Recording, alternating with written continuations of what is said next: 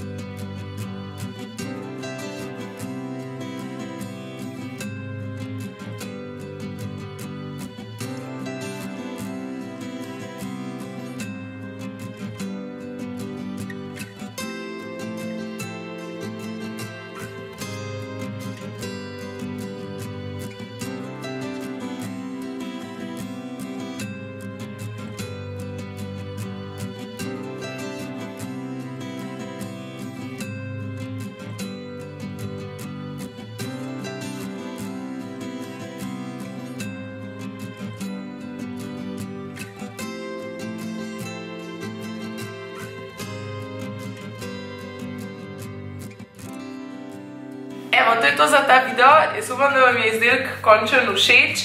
Definitivno je to full na easy make-up, ki ga lahko naredite, če imate par rozastih senčk doma, kupite par teh diamantkov, kakšne bleščice, če date zraven, bo itak top.